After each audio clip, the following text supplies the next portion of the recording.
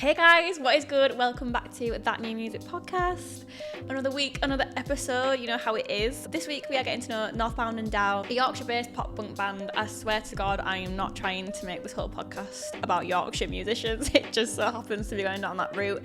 It turns out we've got quite a few good sounds around here. If you like the sounds of Bring Me the Horizon, Greenday and Yungblud, then you will definitely love the sounds of this band. I speak to Danny and Matt, and honestly, they have got some good stories to tell. They have a very promising future ahead of them, and they have already released their first EP, so if you want to go and stream that afterwards on Spotify, then go ahead and do it. But yeah, they've got such a cool sound, big sounds coming, and lots of exciting stuff in the future. So yeah, let's just get into things.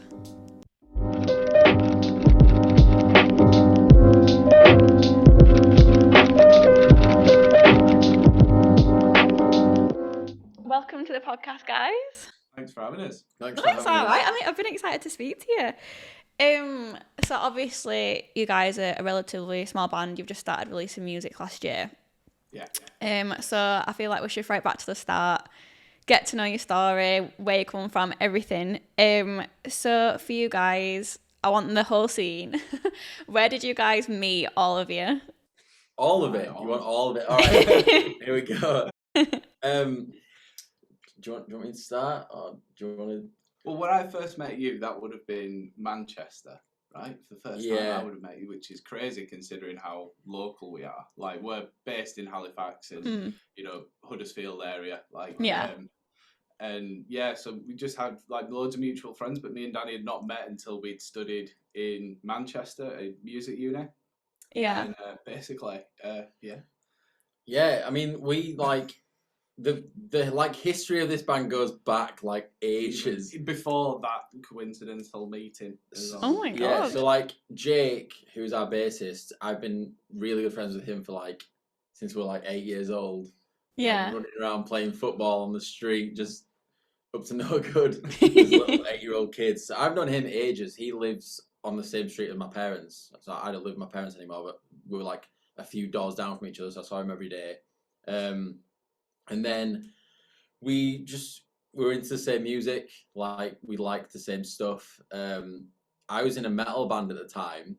Yeah. I was drumming in a metal band, and we needed a bassist, like badly. Like really needed a bassist. I'm like, Jake, he could play guitar. I was like, learn bass, please. Help us quick. Someone help me, please. Something. So Jake learned bass, and then ever since then, Jake's been in every like band that I've been in. I'm just like, I can't be in a band where he's not playing bass now. I can't do it. I can't do it. It's like I don't know. It's like having a jam sandwich without any jam. Like, it doesn't make any sense.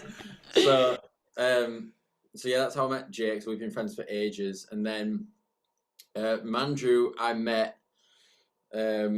In Manchester, like he said, and then we were in a band then, like a uni band sort of side project thing. And so that's how we got to know each other. And then Ethan, Mandrew lived with Ethan. Yeah, so he's my roommate for a good 2 years in Manchester. So yeah, I met Ethan at college. We studied music performance and music tech. Yeah.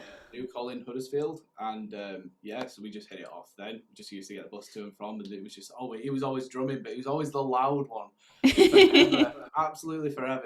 Every tutor he's ever had has said, just Ethan, just please, just hit it quieter, hit it softer. And honestly, I can see the rage. If he was in the room, his face would have been filled with rage.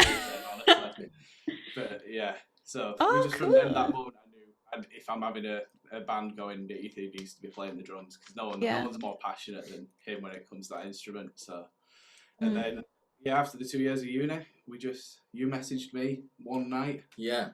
I was writing some songs. So I've been a drummer like all my life, and I wanted to just switch it up and try and sing, because that makes sense, right? So I just wanted to give it a go. So I started writing some songs. Then the Monsters EP that we put out, that was in the works for ages. So I started writing that, and I realised that I'm going to need some people to play these. So I was like, I already know loads of good people. I already know like amazing musicians. I was like, so I called Mandrew up. I was like, please play guitar in this band, because I want you to. And he was like, yeah, no problem. I'm down. Yeah. I'm happy I'm the first person you call. Yeah. And then, so immediately after that, I rang Jake, and Jake was down. And then, yeah, we didn't have a drummer for ages. Like, well, not ages, but like 4 months we didn't have a drummer. Yeah. And then Mandrew suggested Ethan. And then Ethan was down. Yeah, Ethan had just started venturing into playing guitar, and he was really wanting to get, out from behind the kit. But I support him in that sort of venture. I want him to do well. But he's absolutely best suited behind the drum kit. As I say, no one else can give it like he does. So I'm glad he's our drummer. Let's say that. So. Yeah. And I just quickly Andy, who was our lead guitarist, he's no longer our lead guitarist. Not through any bad blood or anything. It just he had other stuff he needs to focus on, which is fair enough. Yeah.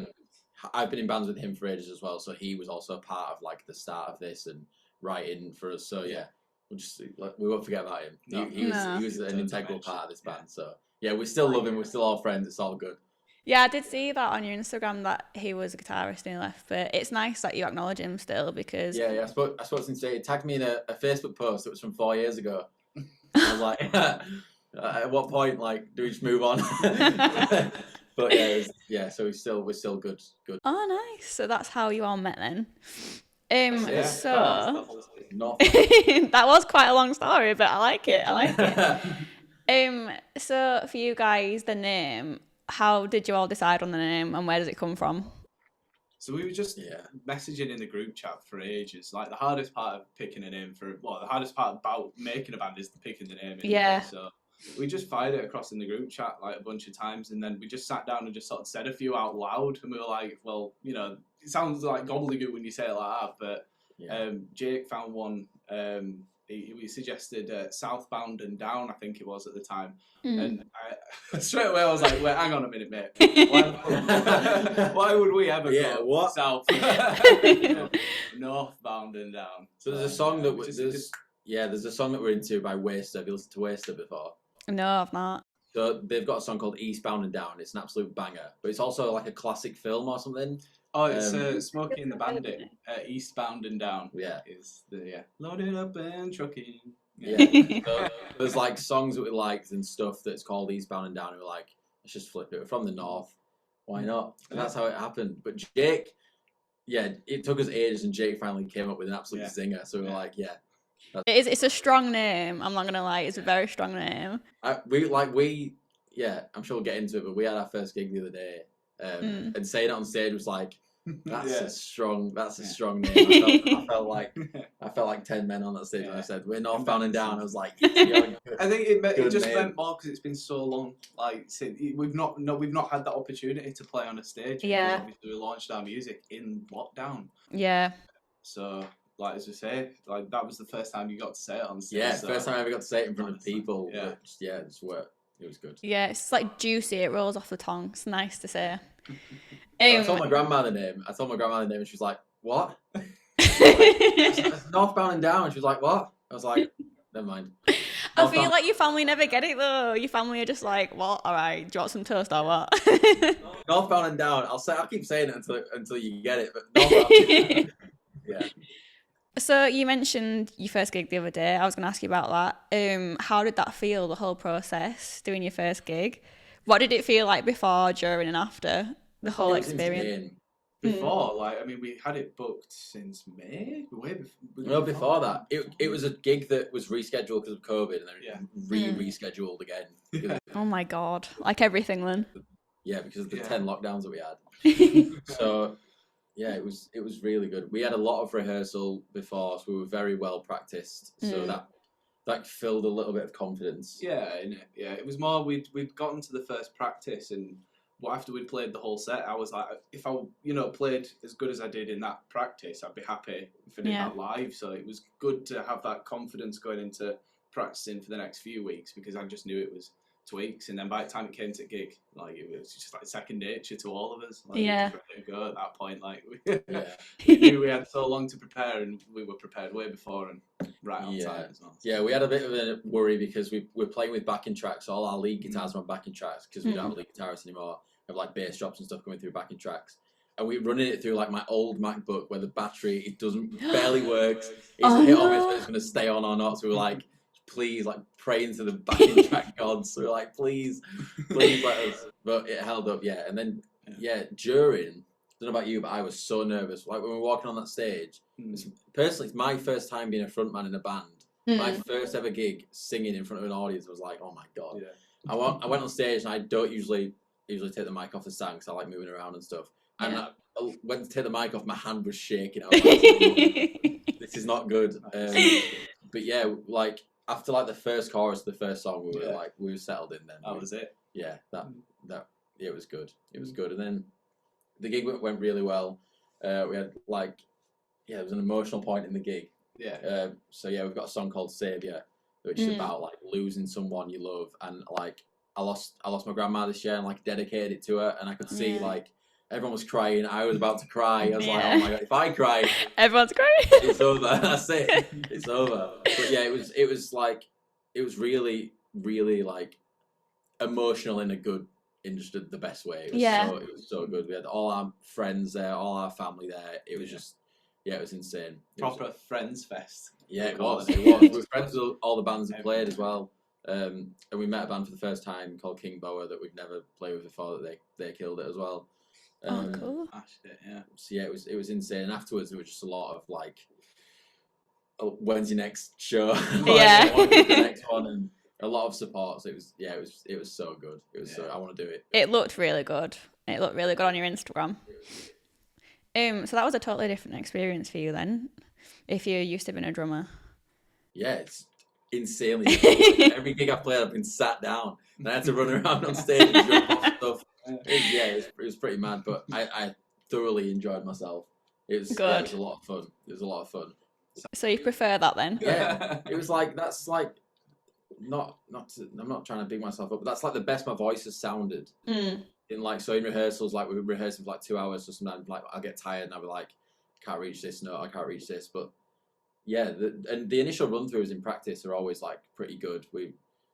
I don't tend to write things that I'm not gonna be able to hit live. Yeah.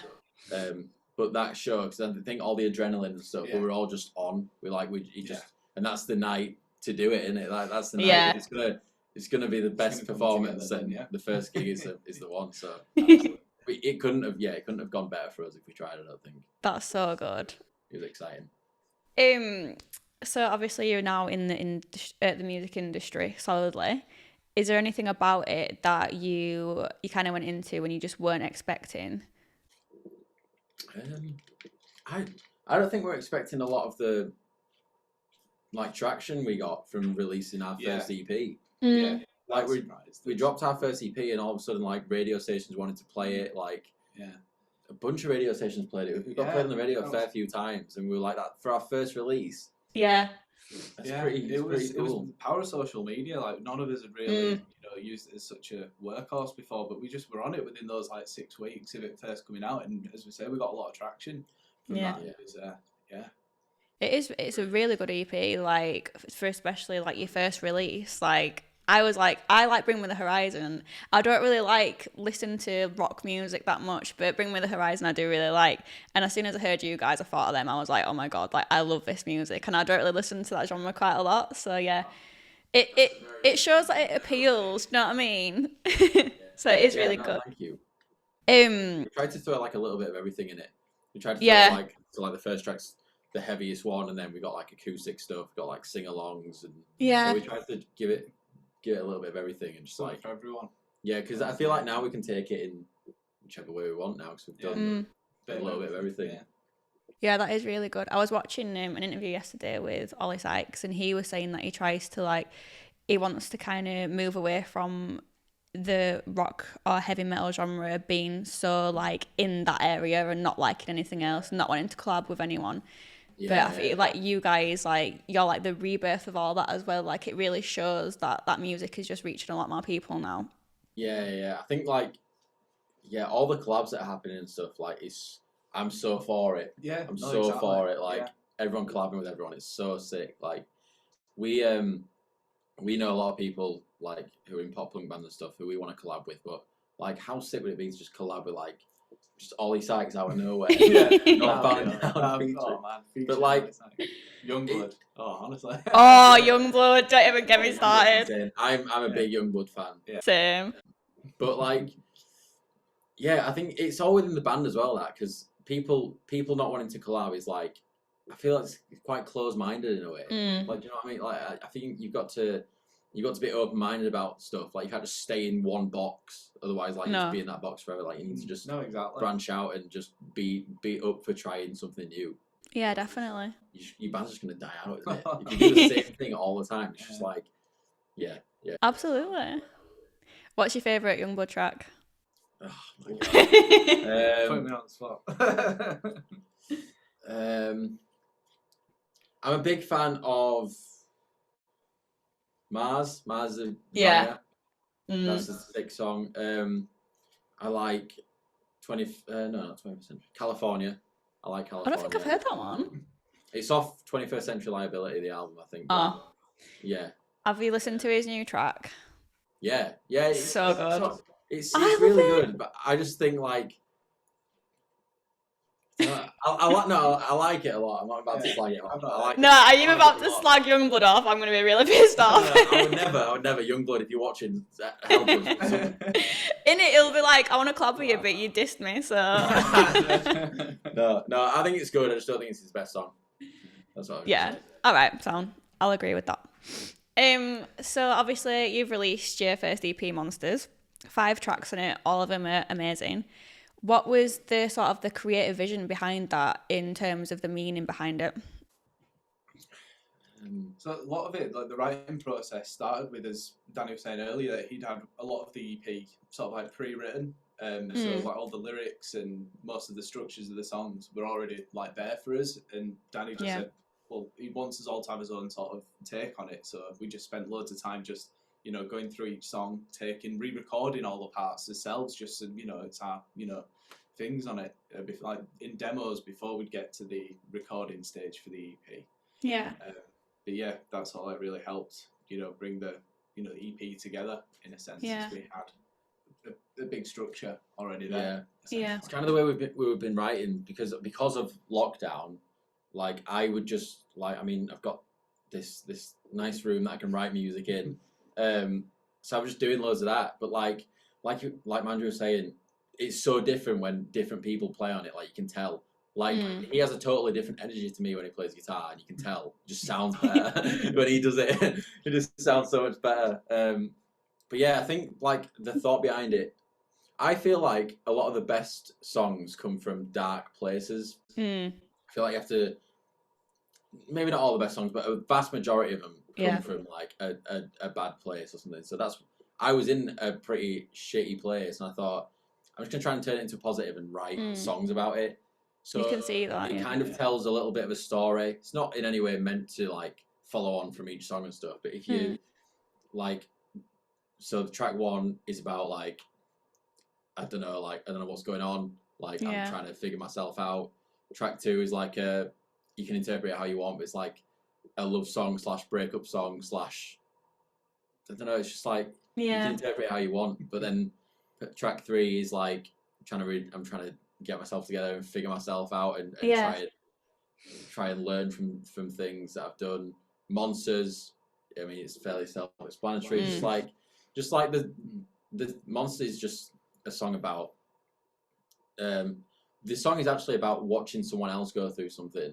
Yeah, you can see that in the song. Yeah, I wrote it from like a third perspective. That's what that's about. And then Save is obviously about losing someone you love, and that like rounds off the EP. But yeah, every song on there means quite a lot to me. Yeah. And I'm sure the boys can resonate with songs on there. And oh yeah, 100%. As I say, once you get it under your own fingers, obviously it means a lot.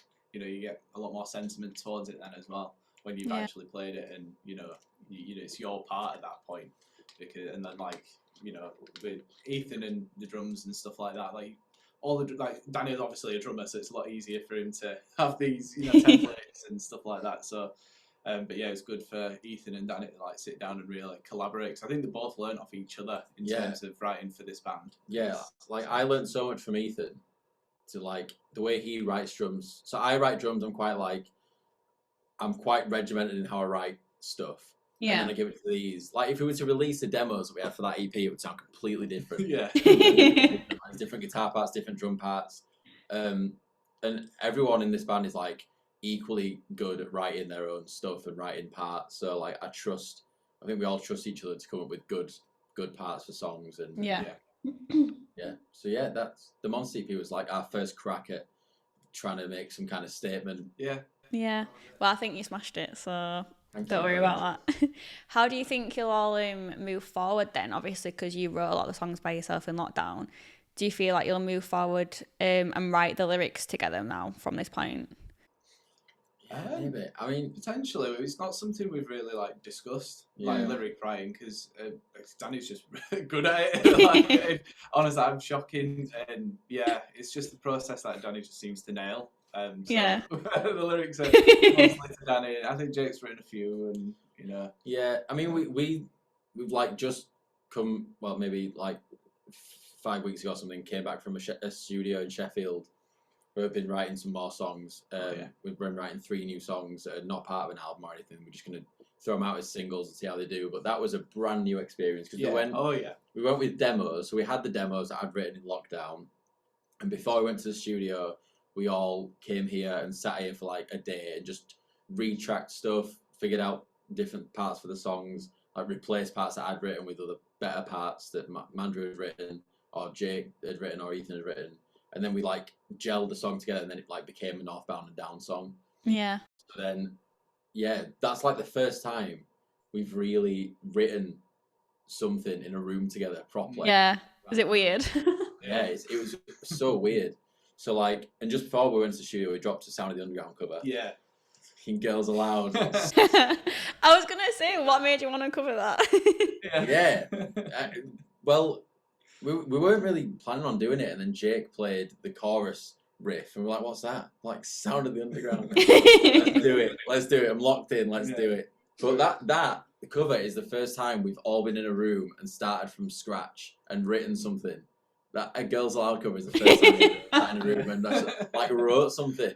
It was that's so weird, but after that we went to the studio in Sheffield, and it was just insane working with some like really cool people. Exciting people who know a lot of other people. That's good, Yes. So like All Time Low recorded albums there. Oh my god, really? Recorded Sempiternal there. Shut the fuck up. It was insane. A lot of big bands have been there. Yeah. So going there and seeing how they work was just like a completely different experience. 100%. It got the best out of us as well. Like, so when I'm tracking vocals, usually like the microphone right there, I'm in this room on my own. Mm-hmm. No one can like judge me and just go for it. Whereas being in a studio with people who know what they're talking about in front of like everyone, it's like, do it again. Oh my god, I would shit myself. Do it again. You can get it, do it again. I'm like, oh my god. So, tune up for us, mate. Tune up. Yeah. You're out of tune then. Yeah. Oh.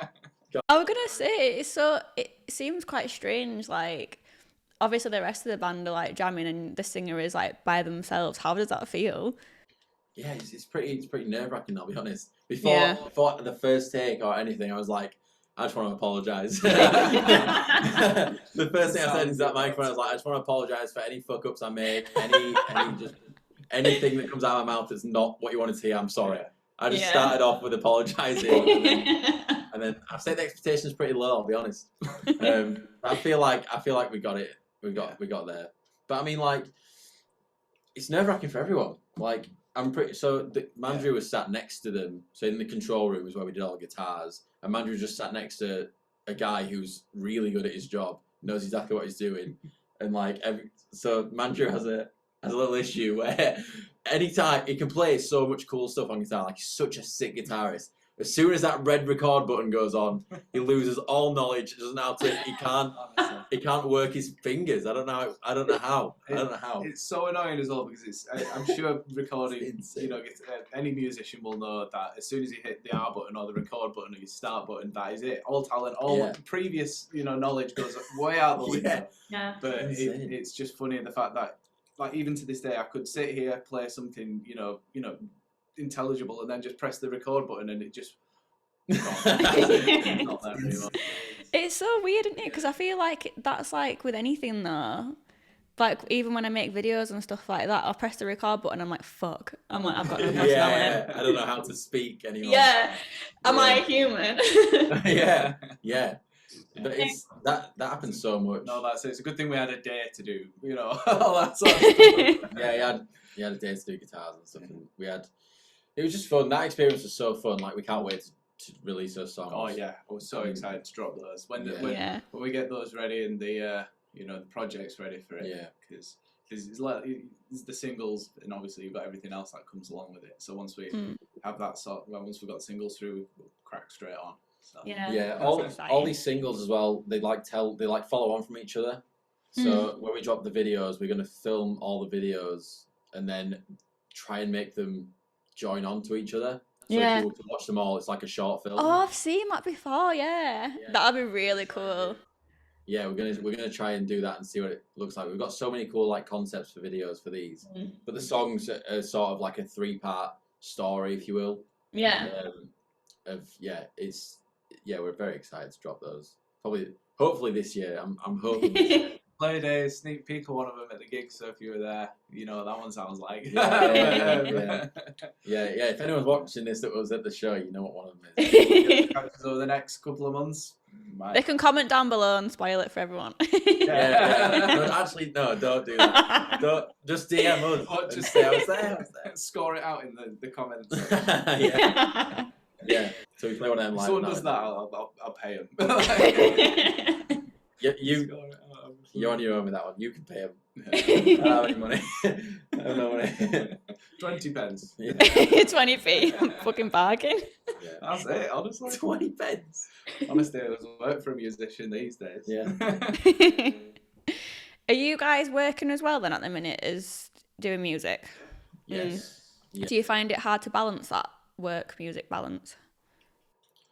For me, I would say so, but I think because you've got such easy, you've got your own studio, you're here every day. Like it's easy for you to stay on top and be productive. Whereas, if I'm not working, I'm at home or I'm out, and it's hard to keep on top of it. And that time, and again with work, I do late shifts as well, so it's hard to make time for practices and stuff like that. Same with Jake. Again, he lives way away. He lives up. I'm not going to dox him. But don't tell everyone where he lives. This address. Yeah, lives 20 minutes away from us. Yeah. So it's not too bad. But with traffic, it could be 45. So. Oh really? Yeah. We're pretty good at the moment. We usually do 2 days a week, regimented 2 days a week, and that's been going really well. So we all make that time. But I have a studio here where I can just write and then just send it off to the boys, and they can just be like, "This is good," or "Never, don't just scrap that." That's a bad idea. But yeah, I don't know. Sometimes it's hard, but we want it. We want this life so bad that we're kind of just willing to just put all. There's no other choice. Yeah. This is it. In our heads, this is it. Yeah. It's we're doing it. 2 jobs, but this is too fun to be a job. So. Yeah. I know it's almost too good to be true, isn't it? You start to doubt yourself and stuff. Yeah, I completely understand that. We're manifesting it. Yes, I love that shit. Big on manifestation, huge on it. I have a book my God, same. There's right there. This book, I write all my manifesting shit. Oh my God, I've got mine in the other room. Swear to God. We love it. We love to see it. Yeah. So what's going on? Yeah. You need to do it honestly. Yeah, it's so sick. But my head is anything that's written in there is coming true. Just is. Oh my God, that's pretty good. And so we balance it pretty well. We balance it pretty well.